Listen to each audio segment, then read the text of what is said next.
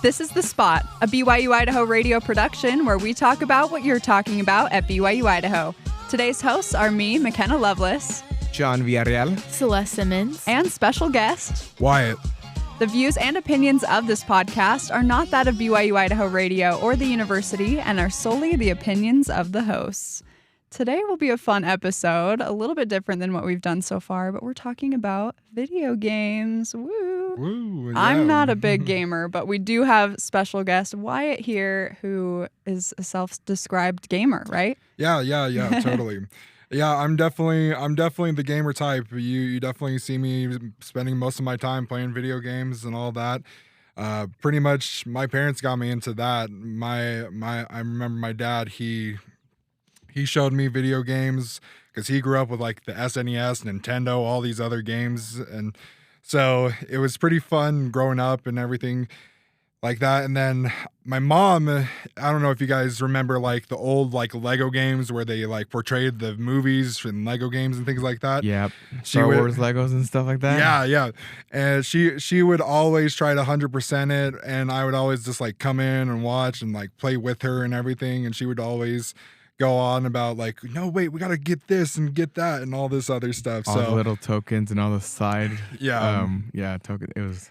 I was not that good at Lego Star Wars. I was like, just beat the level. And I remember this one level where you're flying a plane and it's like impossible to beat. Do you know what I'm talking about? Yeah, that's the Revenge of the Sith, that first level where you're just flying and it's always so hard to get into that one little gap. So That's cool though that both your parents played.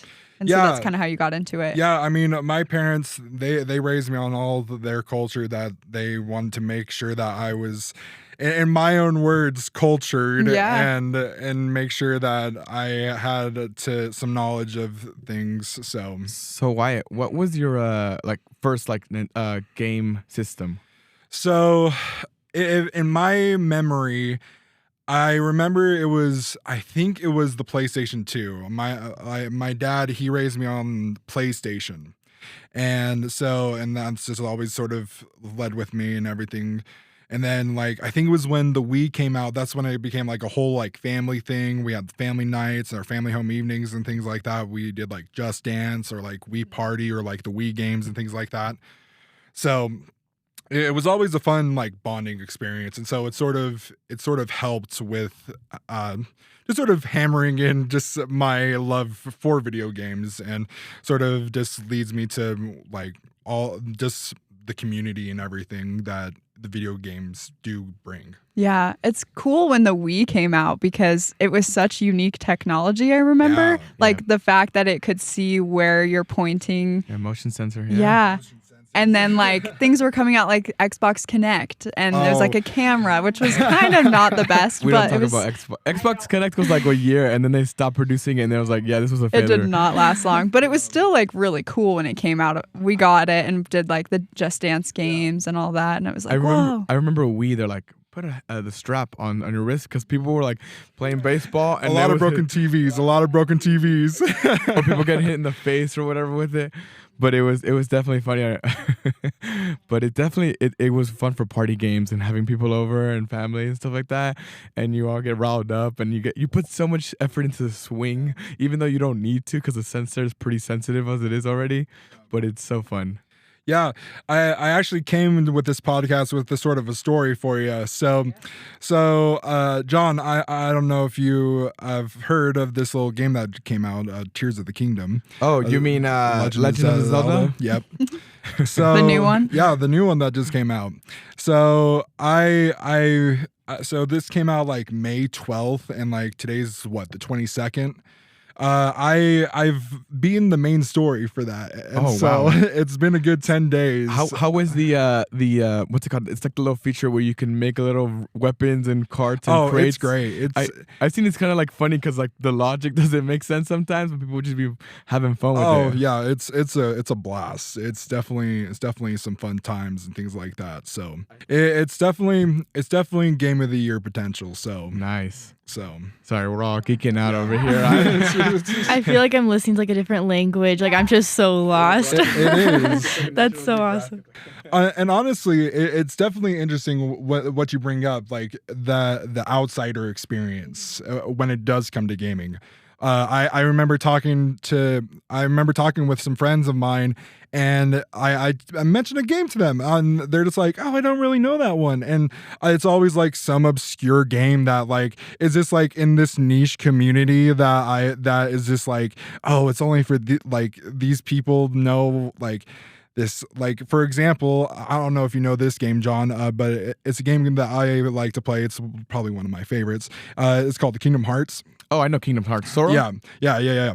And so it's probably one of the most convoluted storylines out of any game series. Doesn't make sense. Because you have about 12 or 13 games in this entire series, and the storyline jumps from like time to time, past, and present, future, different timelines of people. And so it's always so hard to explaining this. Like I remember I was in speech and debate class, and I made a speech about this game because it takes that much time to explain. Like I think people have taken at least like 30 minutes to an hour to explain the game. Dissertation on like how convoluted it is. Yeah. Well, you bring up another point though that I thought of. Yeah, there's the outsider, but there's also different types of gamers depending on the type of games that they play. Like my fiance loves Call of Duty and also like FIFA, you know? Yeah. So that's sort of where my brother's at. Mm-hmm. My brother, he is a bit of a gamer, but he's more of on the jock side. So he Okay. likes playing the actual sports and everything like that. Yeah. But he always kicks my butt at Madden. That's pretty much the main one that he plays. And so it's always having those different communities. For me, I'm mainly just like the story type guy, and I like. So you would say like RPG or MMO Yeah. RPG? Well, mainly RPGs and things like that. Or for those of you who don't know, it's role-playing games. Thank you for clarifying that. And so I think have you heard of the new song by Tenacious D about video games? I know Jack Black is Tenacious D, but no, I don't think so. No. So he explains it really well, because like with how video games are now like presented, they are presented as like a storyline with adult things. And so it's like one of the most recent games that I've played, it's called God of War. And so it's basically this father-son adventure. Like this burly man is like trying to figure out how to have like to teach a son, because in the past he's had a daughter and everything, but he hasn't had a son because he didn't have to really like raise a son to be able to like protect a family or protect anything like that. So it's always fun to get into like those story type games, because it's basically movies you can play. Yeah. So yeah, because you don't know what's going to happen. So that would I could see why that would be intriguing to want to play that and see what the story is, see how it unfolds. Because I mean, you could have great gameplay, but like if the story and the dialogue and the whole like facial features of the characters suck, and it's like there's no emotional ties to complete the mission or kill the boss or the villain. Like it kind of like it takes away this whole fantasy of the game, or the whole like surrealism, I guess. Yeah, I mean, definitely some companies have it better than others. I would say I'm definitely gonna get some slack for this, but I know that PlayStation, they do have better story type games. Like their exclusives, they're way better than most consoles that have. Because I know Xbox, oh yeah, we got Halo and First person shooter is how I associate Xbox. And so it's sort of like they don't have the story aspect. And so it's sort of like, okay, do I want to play just to the ones that I can just turn off my mind and like just go at it, or do I play something that's more like thought provoking and like, okay, I can actually relate to these characters? Yeah. So you mentioned Xbox and PS5. So what would you say is the master race of consoles? I know. So we got Nintendo, we got Xbox, and we got PlayStation, and then we got the PC master race, which they think they have all the best things because they can mod their things like that, but also causing them thousands of dollars of debt. But I definitely think PlayStation has definitely the best sort of time to, because I have a PlayStation 5 and a Nintendo Switch. And so I have all those things sort of just to keep like my mind prioritized, I guess. And so I would definitely have to agree. I'm an Xbox guy in the sense that I had Xbox growing up, but playing the exclusives on PlayStation on my friends' devices, like for example, Last of Us, it's just, oh yeah, and then now they have made it into a series, yeah, and how emotional it is and how it takes you to this journey. It's so cinematic, and there's that character development. PlayStation really like cares about like the user experience and the whole emotion behind the games. As where Xbox, their own CEO was like, yeah, we dropped the ball. I think they recently like made an announcement saying like, Xbox Game Pass or something like that. Like we're really messing up. And yeah, I mean, I think PC games are also great too because of the mods and just so many things you can do with them. But when it comes to consoles, PS5 is definitely takes the cake. Yeah. I grew up with GameCube, so Nintendo, right? Nintendo. And then we got an Xbox 360 or an Xbox, then the 360. Okay. So yeah, I'm definitely those. I've never played on a PlayStation, but since I'm not really a gamer, I think Nintendo's probably my favorite because I feel like Nintendo just makes a lot of fun like group party games, like Super Mario Bros. Or like Mario Kart, and also Super Smash Bros. Was like my game. Like Melee is what I grew up on. I was always Zelda. Because she was a girl. That's funny. I grew up like in a very girl family. Like I have no brothers. Yeah. And so girls just kind of like run the house. So we had the Wii and that was it. But we would just do Chess Dance every day after school for hours. And I'll still like hear a song from a Chess Dance like video game. And I'm like, yeah, I'll remember the dance and like do it in my head. Like it's, yeah.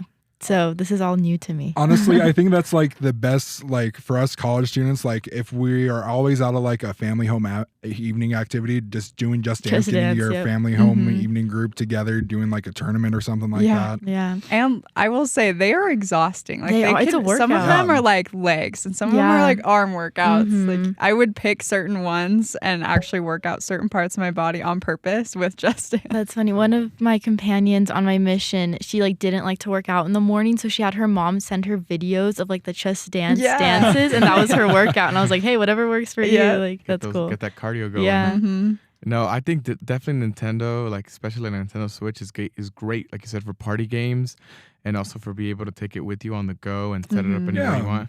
And it's great to have those OG classics that people grew up with, like Mario, Super Mario Bros, Smash, Mario Kart. All those like Rexburg family friendly games. Yeah. It definitely like for online play, no go. Yeah. It's like it's like they're in the like the dark ages when it comes to setting up online play. Do you guys remember We Play? Yes. Oh yeah. Oh my Those gosh. were fun. Those were fun. Like oh my gosh. They were hard. I remember I think it was Pool that was always like the most sensitive one to like try and hit the cue ball into the balls.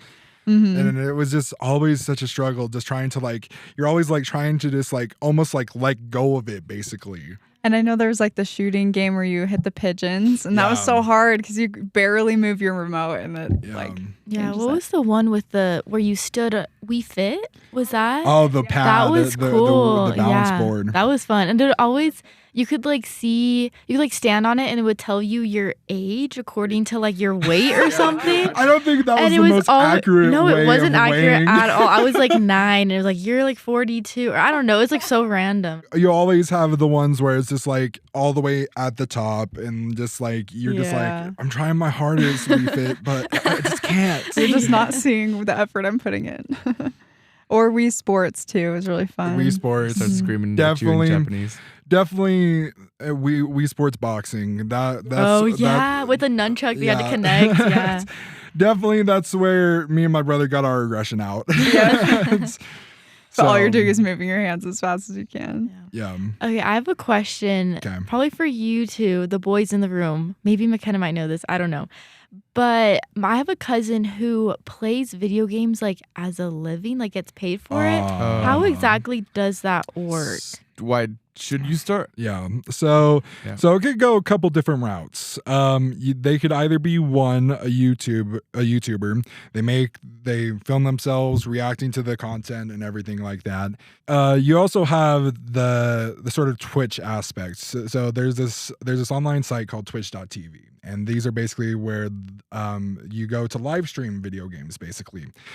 And basically, you create your stream and everything, and you have people come in and they're interacting with you basically real time, unless it's like super like high latency. Yeah, but when it comes to like content marketing, that type of stuff, like the way you make the revenue, like for example, Video Game Donkeys on YouTube, you know, he comments on games and he rates games, and he makes funny videos and then serious videos, satirical videos, mocking certain things about the gaming community and the creators, but also sponsorships. People be like, oh, you know, this new controller, this new game. Sometimes the company will be like, hey, review our game, tell us what you think, you know, and they want to promote it because they have a huge following.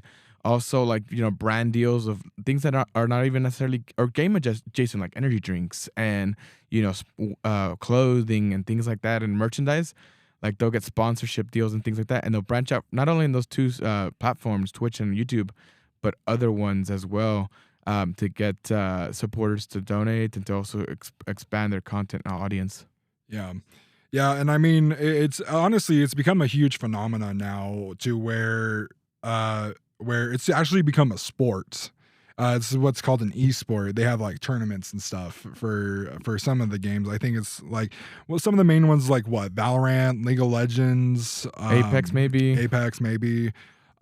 Just a whole bunch of other stuff. I know that there's this one big event called Evo. It's a whole bunch of fighting games, Street Fighter. I know it's not very profitable for the companies, I guess, at the moment. Like, yeah. Because I know like Charlie or Moist Sports. Yeah. Moist Esports talks about it. Charlie's a YouTuber. He comments on political, cultural, video game issues. And he has a company, an e-games company, and he talks about how like they're not making any money, but it's a passion for him. Yeah. I've even heard of like tournaments, like Super Smash Bros. Tournaments, which it's probably so hard to win those, but you get money from it. Yeah, I mean, so funny thing about those, they're usually sort of like those Super Smash Bros. Tournaments. They're sort of like underground, basically, because Nintendo's not really too keen on like in like the tournaments or anything like that. They don't like you commenting on their videos, even if it's fair use. They'll strike you down. Yeah, there is a term out there called the Nintendo Ninjas, because they will send you a cease and desist like that, and they will send you to anything in between where you're like emulating a game off of your computer and you're playing online in online tournaments for like a cash value prize. So even if you're praising the game and advertising for them and marketing it for free, it's so crazy. Yeah, they hate their fans. Like it's like they'll like to take down their channels and stuff. But anyway, there's a trivia game. Yeah. I wanted to test Wyatt's skills. So look, this is what we're gonna do. We're gonna let them go first, and it's gonna be like once you make your answer, it's locked in, and then Wyatt will answer last because I don't want his answer to influence y'all. Right. Okay. Right? Fair. That's fair enough. So it's gonna be 5 questions, 4 multiple choices and 1 open ended. So the first one will go McKenna, Celeste, and then Wyatt. So what was the first commercially successful video game? A, Donkey Kong Country, B, Pong, C, Super Mario's, or D, Shaq Fu? I'm going to say Super Mario. I know Pong was like the first video game, but I think commercially successful, I'm going to say Super Mario. I'm going to say Donkey Kong. So it's Pong. The answer is Pong. Oh, okay. I should have gone with my initial thought. Yeah, because that one was the first ever, and that was usually when it's the first ever, it gets. Yeah, That I mean, sense. people. It's so boring. I can only play it for maybe like 30 minutes in the mile. There's no dopamine in that game. Yeah, and then it just gets impossible to beat because it goes so impossible. fast. Okay, so the second one, What is the best-selling video game of all time? A. Red Dead Redemption 2, B. FIFA 18, C. Minecraft, or D. Call of Duty Modern Warfare 3? Oh, that's hard. Minecraft? I don't know. I thought Minecraft was free, but can you buy it? Oh. I have no idea. Wait, I'm going to change my answer to Call of Duty. Wait, I don't know. Okay. I don't know. So- Don't trust me. What was the third one? So it's A. Red Dead Redemption 2, B is FIFA 18, C is Minecraft, and D is Call of Duty Modern Warfare 3. I'll do Call of Duty. Yeah, Call of Duty. Why not? Okay, so I haven't looked at the charts recently. I know Red Dead Redemption 2 is pretty big, and I'm pretty sure it is because that one was pretty big back in 2021 or something. The best-selling video game of all time. Let's even go back 2 years of all time. So then it is Red Dead Redemption 2. No, it's Minecraft. Oh, it is. Ah! Gosh darn it! All right. The kids yearn for the mines. Okay, I guess you can. No, see Red that. Dead did really good, but Yeah. Minecraft, like overall, like it's overall time it's been Yeah. out, and like I guess it's everyone. just kids be buying that stuff like it's candy. I thought it was like a free game on your phone, but I don't. There's a mobile version, but There is. Oh, yeah. you can also like buy it on different platforms like Steam or Xbox or Ah. PlayStation. Okay. But I mean, I guess sell it is they're using the word loosely, I guess. But Yeah, Yeah. loosely. I would say that. yeah. Anyway, next one. What is the armored vehicle in Halo called? Oh, no. I don't even know what that A. means. Banshee, B. Rocksteady, C. Warthog, or D. Pelican? I have no experience with Halo, so I'm just going to take a wild guess and say Pelican. I'm gonna say, was it Warthog? Warthog? Warthog? Mhm. Yeah, that's my answer. Okay, so you're trying to trick me up with this because three Armored of those. vehicle. Well, okay, listen. Okay, so if you're going vehicle, that means it's 4 wheels, so it's the Warthog. It's a Warthog. Oh, okay. nice. Hey, Lou. I guess. Because It's you like try a to Jeep with a turret. You try to kinda. trip me up there because the Banshee is is a vehicle, but it doesn't have the 4 wheels, and as well as the Pelican. So But Pelican's more Okay, like so an aircraft. Pelicans. It's an aircraft, right? Technically. Wyatt's undefeated. well, you got me on that second one. Yeah, I tried a little so. bit tricky, but also try to be specific. And I try to be, but I didn't want to say wheeled. Anyway, what was Sonic the Hedgehog's original name? A. Fast Blue Hedgehog. B. Colin the Hedgehog. C. Mr. Needle Mouse. D. Steven. Oh, no. I have no idea. I thought it was just Sonic. Fast Blue Hedgehog. I'm going to say that. I'm gonna say the Mr. Needle Mouse. Oh man, I actually don't know this one. Oh, I think I've stumped Wyatt, the great master. You know what? I think it's Steven. Well, I think we'll go with Steven. Steven is my middle name, Oh, but not okay. Sonic's. Gotcha. It is Mr. Needle Mouse. Oh, I keep That's a weird name. guessing. Yeah, I think it was a placeholder before they started like, Yeah. let's change it. Marketing was like, nah, we don't like that. That's why I said Fast Blue Hedgehogs, because I thought it was just like a placeholder name. Yeah. But yeah. And then let's see here. Okay, I have one more. This is the open-ended one. Oh, no. No multiple choice. The Kingdom of Hyrule is the main setting for which video game franchise? We talked about this. I know. Wait, shh. It's probably called the Kingdom of Hyrule. No, it's not. Okay. I want to say Zelda. Are you sure? Yes. So you're partly correct. It's the Legend of Zelda. Oh, sorry. So- Legend of Zelda. Okay, You got Legend it, of you got Zelda. it. So So it's the Legend of Zelda. Technically, it's the Legend of Zelda. But yeah, My it's the bad. Legend of Zelda. We just talked about it, and it's like a new game drop that, happened recently. Well, I learned a lot. If I ever take a video game class here at school, then hopefully I'll at least get these questions right. But thanks so much, Wyatt, for joining this episode. yeah, no problem. It was- No problem. It was super fun being able to learn more about video games from me and Celeste, but also kind of reminisce on those old classics that we yes. all liked growing up. You've been listening to The Spot, a production of BYU-Idaho Radio. Today's hosts were me, McKenna Lovelace, John Villarreal. Celeste Simmons. and special guest, Wyatt Oakley. The views and opinions of this podcast are not that of BYU-Idaho Radio or the university and are solely the opinions of the hosts. This episode was edited by me, McKenna Lovelace. Producers were the hosts with supervision by Brandon Isle. Our theme music is Finding Happiness by DJ Quads and The Perpetual Ticking of Time by Artificial Music. To listen to more episodes of The Spot, like and follow us on social media or visit our website, byui.edu/radio, and click podcasts. Be sure to subscribe to the BYU-Idaho Radio podcast on Apple Podcasts, Google Podcasts, Spotify, SoundCloud, or wherever you get your podcasts. And also leave a review of the show and leave a comment on what we should talk about next.